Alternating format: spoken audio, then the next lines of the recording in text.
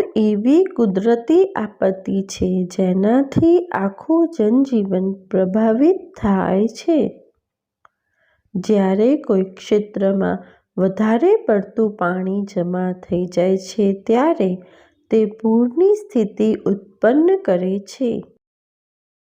પૂર આવવાના કેટલાય કારણો હોઈ શકે છે, જેવા કે વધારે વરસાદ પડવો, નદીઓમાં પાણીનું સ્તર વધવું, વાદળ ફાટવું, બંધનું તૂટવું તથા કેટલીક જગ્યાએ બરફ પીગળવા પર પણ પૂરની સ્થિતિ ઉત્પન્ન થાય છે.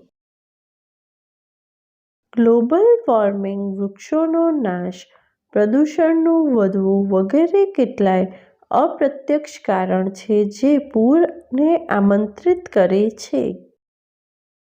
એક જ જગ્યાએ પાણીનું લાંબા સમય સુધી જમા રહેવાના કારણે કેટલાય મકાન, થાંભલા, મંદિર, મસ્જિદ, ચર્ચ, શાળા બધું પાણીમાં ગરકાવ થઈ જાય છે. પૂરના પ્રકોપના કારણે પશુ પક્ષીઓ સહિત કેટલાય લોકોના જીવ જાય છે.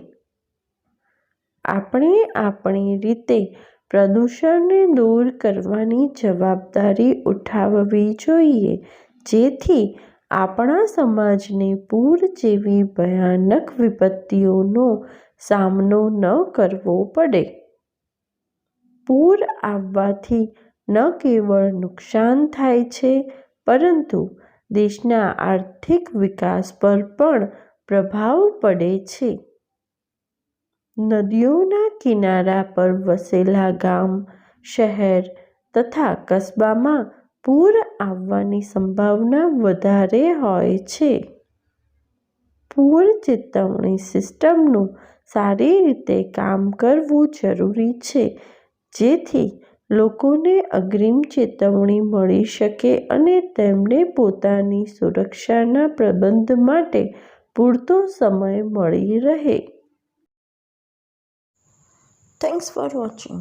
Do like, share and subscribe to my channel.